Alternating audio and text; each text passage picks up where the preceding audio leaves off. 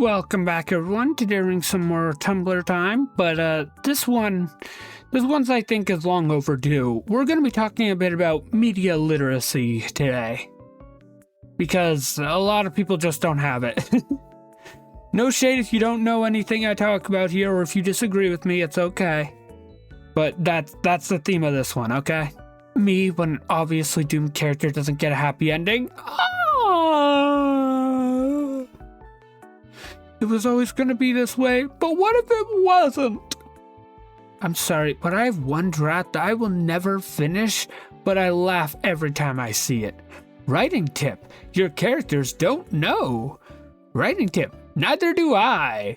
Unreliable everyone. It is important to remember your characters don't know how your plot is going to play out. Unless you give them a prophecy or something, chances are they have no idea what they're in for. My beautiful baby, who I'm naming Untitled Document. I can't seem to find my baby. Oh no! Recently, my friend's comics professor told her that it's acceptable to use generative AI for script writing, but not for art. The machine can't generate meaningful artistic work.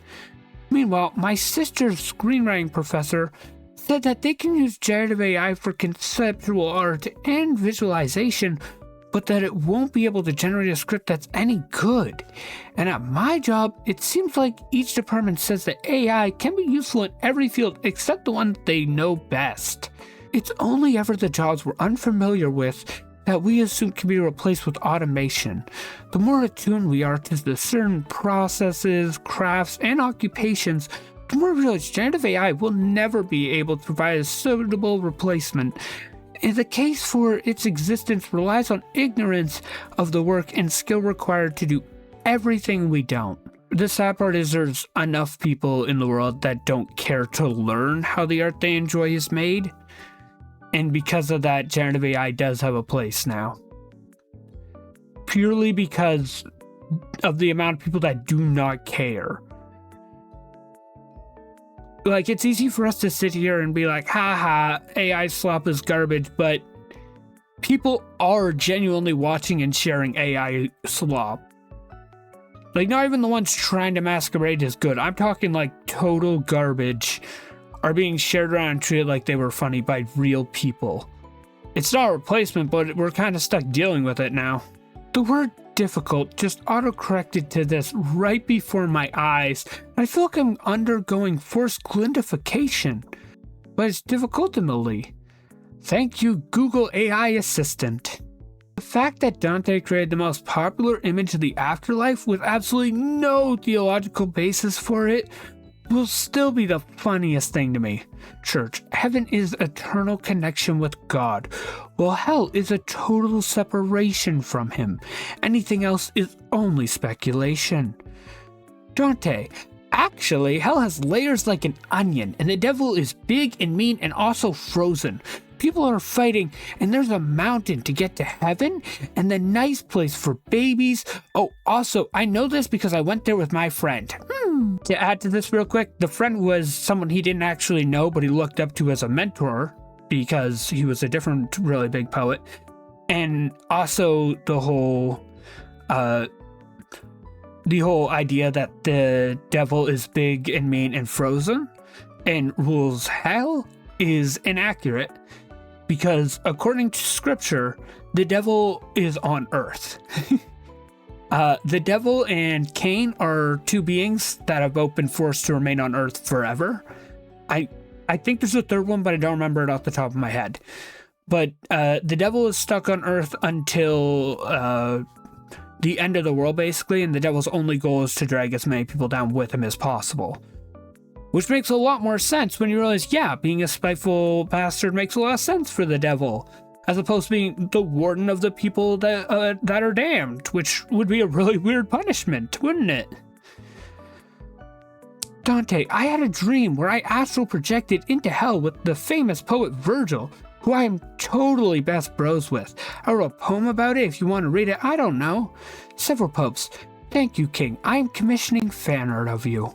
One of the poets even called the Infernal the fifth gospel, which, yeah, absurd, but also the book did actually, I think it was 3 separate popes that he condemned to hell. Like, unironically, that was heavily hatred towards very political figures, several of which didn't even actually exist. You know, the Odyssey and the Iliad? Oh, he condemned all those guys. Especially after the Odyssey, frickin' Odysseus has suffered enough, I think, but apparently not according to Dante. I don't want to be in a fandom that criticizes the choices of fictional characters like they are human beings. I want to see theory and analysis and story structure and character development. I want parallels and motifs and visual cues. They're not real, they are tools. So stop acting like they are people who made bad choices and should be punished. Of course they made bad choices. That stuff is funny and cool to watch. I really feel like people are so focused on making characters feel real that they, as a general audience, yeah, I know, don't appeal to the general audience, but the general audience exists and we have to deal with it at least. I feel like the general audience has kind of forgotten that these are not people who should be judged off real-world effects. Like, the amount of characters that if you look at what they just did and call it there, are terrible, but if you look at the story that's being told you feel sympathetic for, is astro-frickin-nomical. And the worst part is people are inconsistent about whether or not they'll apply the real-world consequences to it depending on whether or not they like the character. I do think that it is valid to take a look at fictional characters and treat them like real beings and raise the question, hey, what will happen if, per se, famous villain from a Disney movie or something was tried for their crimes? That's an interesting question worth answering. However, treating it like that's the end-all be-all of the story is dumb. Because, yeah, these are characters. It's valuable to make them feel like they're alive, but that doesn't mean that that's the main goal. Unless it's specifically a story where the goal is to make the characters feel alive and follow up the real-world effects of it, which most stories are not, then that's not something that we should be judging whether or not the character is good. And I am elaborating on this so heavily because I made a different post, I want to say 4 months ago now, that touched on this as writing advice that, yeah, you should step back from judging your characters as real and instead treat them as literary devices because that's what they are. And a lot of people got very mad at me for it. So here's my justification to you guys. They are literary tools and should be treated as such. You should try to make them feel alive, but that is secondary to their purpose in the story. And yeah, the purpose in the story can literally just be it's a fun character if that is what the character is. That is totally justified in its own right. Finding out that Lancelot was apparently the invention of a French writer is absolutely hysterical to me.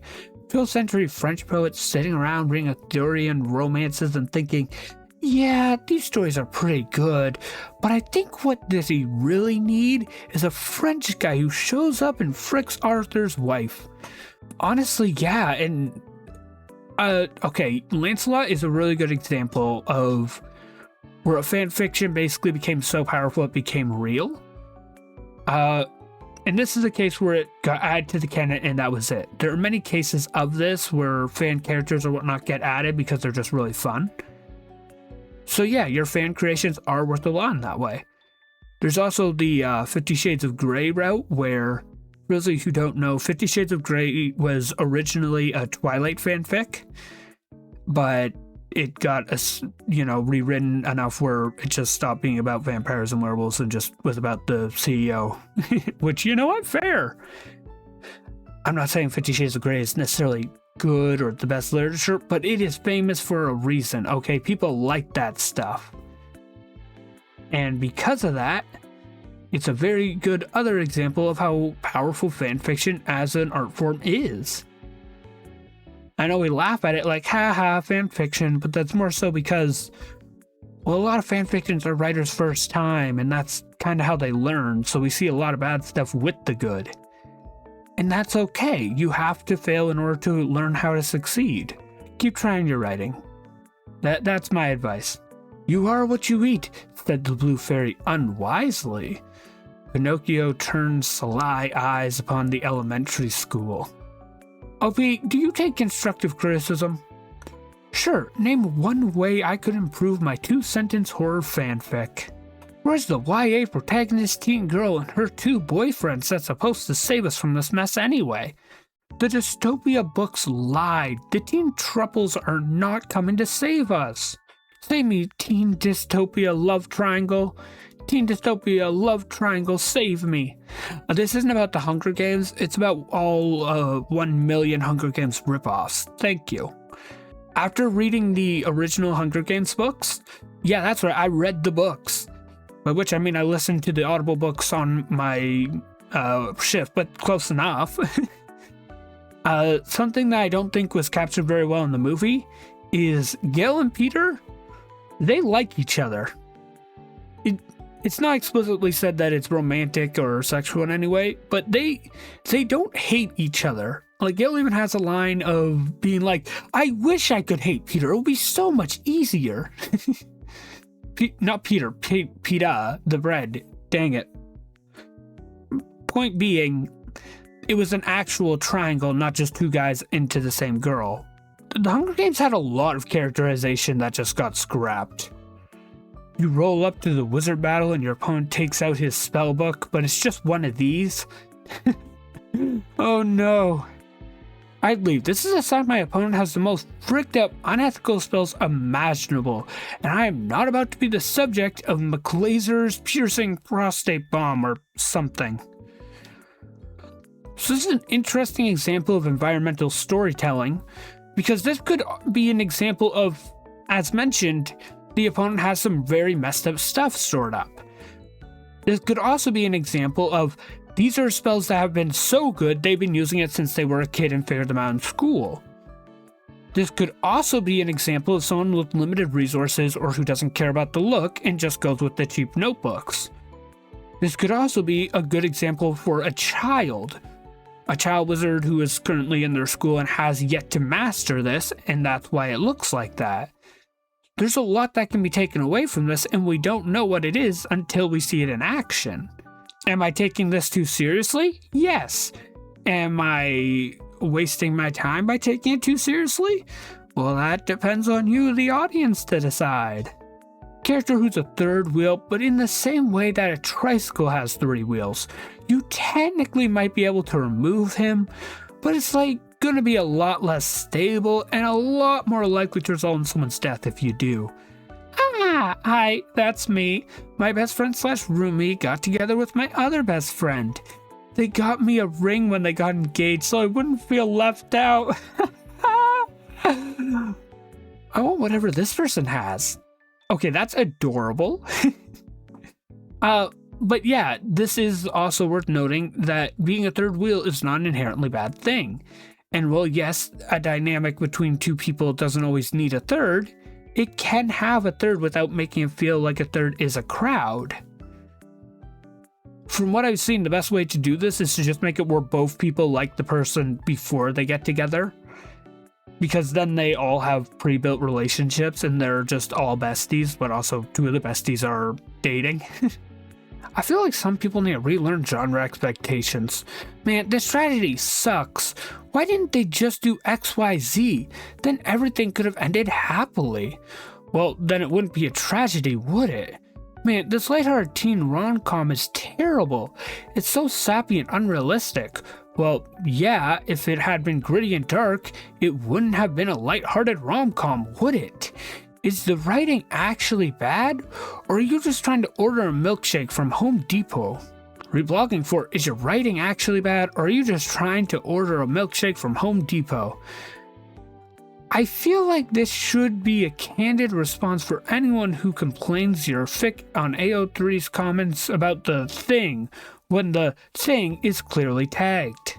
This is a very common issue that, if you are writing, you're gonna have to live with. People are going to hit you with stuff like this. And yeah, it sucks, but that's just what you got, you know? you're going to be stuck with people pulling that. However, there is a fun exception to this, where if you do feel like this is bad because of this, you could try making an AU. Really, make an AU, mess with the concept a little, make it into the genre you want it to be, and see what happens. Because there's plenty of AUs that make it either more or less lighthearted, or change the theme or focus, and those AUs are sometimes really, really good. And sometimes they itch the scratch a lot of people need in the original story that the original story is just not interested in telling. Me, when a character starts experiencing an agonizingly, horrifically painful transformation, yeah! Oh my gosh, I love it so much. It looks so good. Oh my gosh, yes! Suffer, bestie. Oh, I love seeing it. Look, just because it's unpleasant for the characters doesn't mean it's unpleasant for the audience. I'm not really judging the romantasy book people for being incredibly horny as much as I am for them being super lame about it. Okay, the amount of people that read books that are basically smut, even if it's not fully explicit, but it has so much teasing it might as well be, and then they refuse to acknowledge that their book can be called smut, is really freaking annoying. On the flip side of things, we need to stop shaming smut so much as we do, because honestly, smut is a valid form of art the same as any other. It's just really annoying when people pretend their book isn't smut to avoid that label, and then you start reading like, oh boy, this is going to be a fun story, and then you find out, no, it's just smut.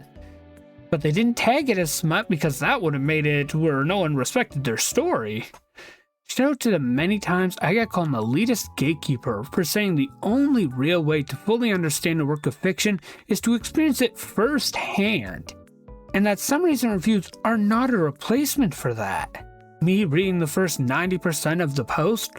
What do you mean, experience it firsthand? How am I supposed to join the Hunger Games or go on the Odyssey? Me reading the final clause of the post, oh, you literally meant that people have to read the book / listen to the audiobook in order to fully understand it, and people got mad. Oh dear. So for this, reviews are a valid way to judge whether or not you'll like a story, but unless you're willing to actually experience it yourself, you cannot stand on the ground against someone who has. When it comes to musicals, I really like listening to the full soundtrack of musicals. This is musical shows, musical theater, whatever. I like listening to the full soundtrack and trying to predict what the story is before I actually watch the full thing, because you reach some wild freaking conclusions. Like some crazy stuff goes on in your brain. But I don't pretend that I was right about that. I'm just curious to see why my brain went there. Ride the Cyclone was a drug trip for me, I tell you what. You know how the brain isn't fully developing until 25 was a misinterpretation of a study where the subject age capped out at 25? Real quick, I'm going to point out, before I read this post, I didn't know that was true. I looked it up. Turns out most estimates put you at 30 to 35. Which is wild to think about, because I was running with this as misinformation too the whole time. Until like 2 days before I recorded this when I found this post. You know how the ongoing Chernobyl meltdown was hand-waved away because of the radiation readings doesn't seem that high, when they were actually reaching the max level of their cheap, I don't know what that word is, but it's what is used to detect radiation, could read, and the real amount was thousands of times higher? Anyway, I'm wondering what other instances of that we're living with without realizing. So again, the brain is the easy example here. I genuinely didn't know that until now. And after reading this, my main thought was, that can't be right. And what I did was I looked it up. Because that is what most people should do when they get information that they think is wrong. They look it up to find out whether or not it is or is not true.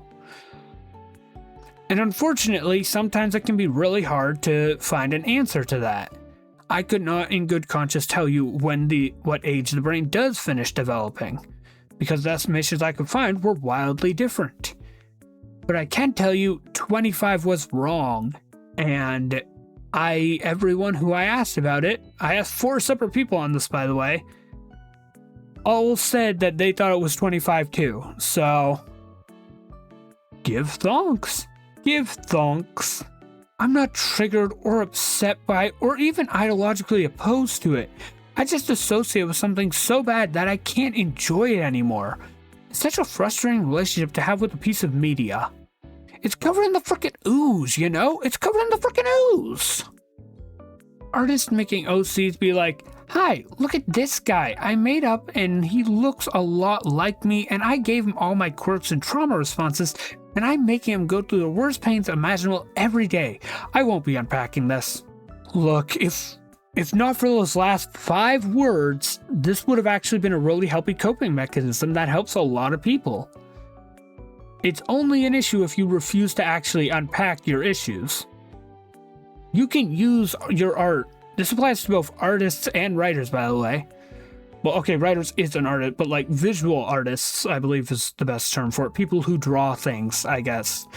I don't know my proper terminology for this, but we're going with visual artists. But it is genuinely a very healthy way to cope with your issues and actually look at them. Sometimes overdoing it in your OCs in order to compare it to you and be like, this is how it feels, maybe a good way of showing off to people how you feel about it and getting our perspectives is all very well and good. What isn't good is that I won't be unpacking this. That part's not so good. It might be bad, but at least ChatGPT had no hand in its creation. This one's just affirmations for you guys, because I'm assuming a lot of people watching this video are either writers or interested in the writing process. Here's your affirmations. Hyperfixating on a fictional woman who went underdeveloped in canon is literally fun, and the 80 to 90% of the fandom people who only do the same for background character men have no idea to the degree to which they are frickin' missing out.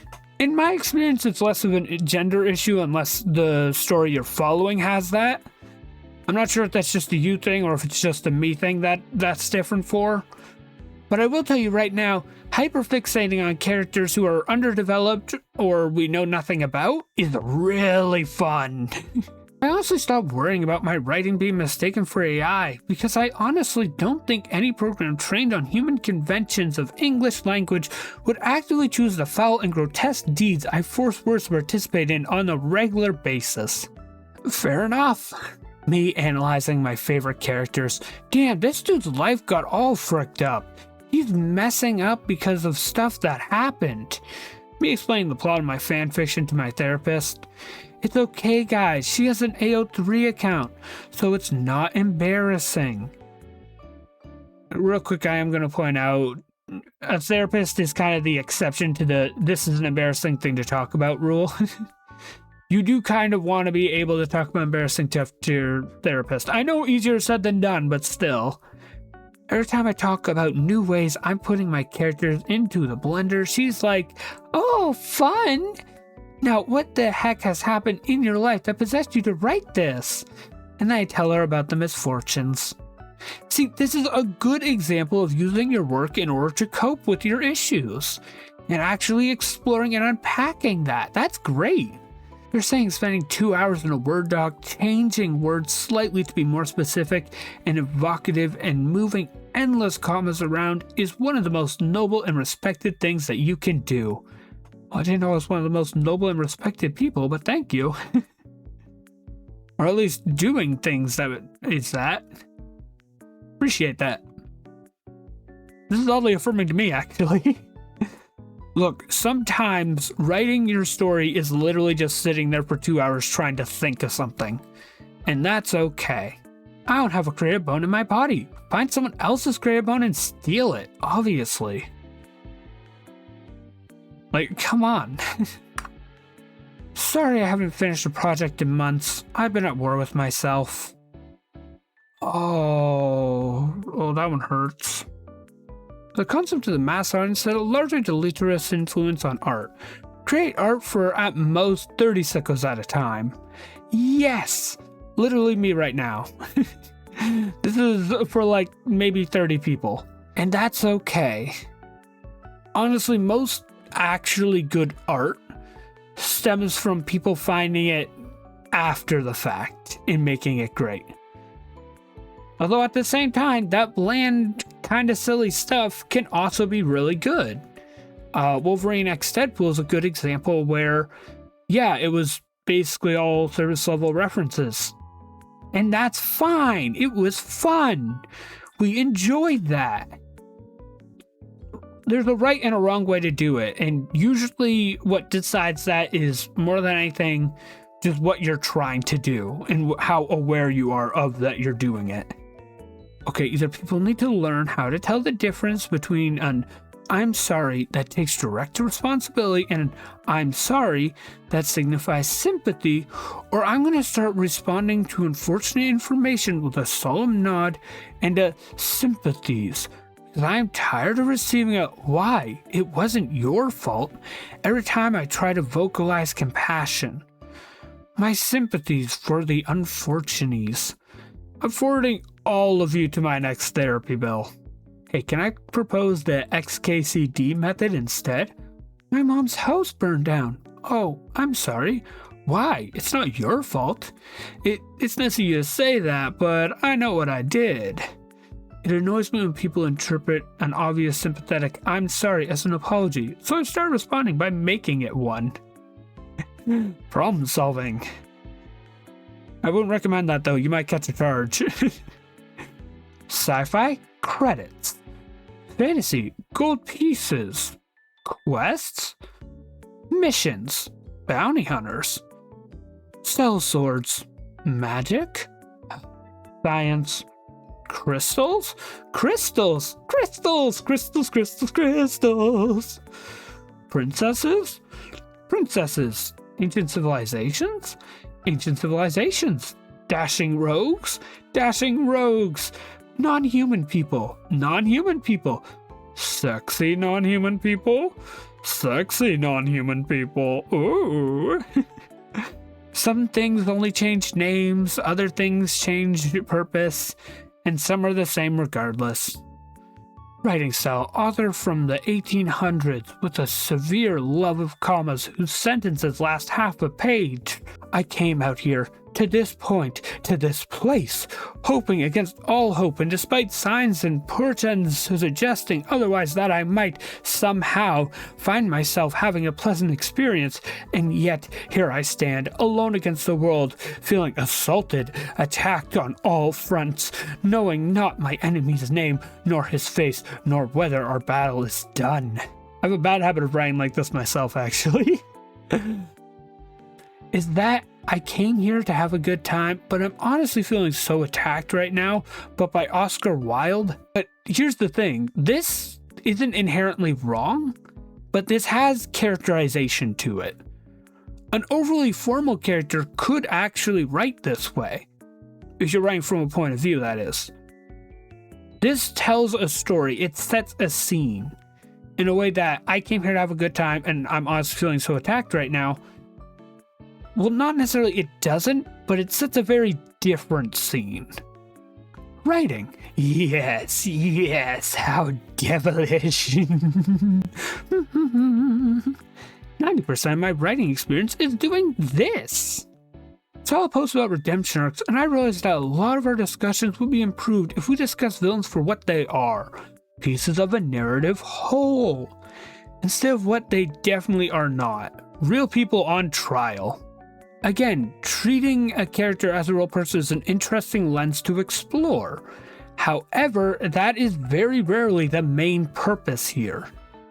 I think it's telling about the American content rating system's views on nudity and how Madoka Magica, a show aimed at an older audience but devoid of naked transformation scenes, save for the opening, gets slapped with a TV-14 rating for violence and fear, while Magic Knight's Ray Earth, a show aimed at younger viewers, but which has 3 leads nude while they transform, gets a TV MA for nudity. And this isn't even including discussions about how the violence in Madoka Magica is mostly bloodless or makes use of discretion shot.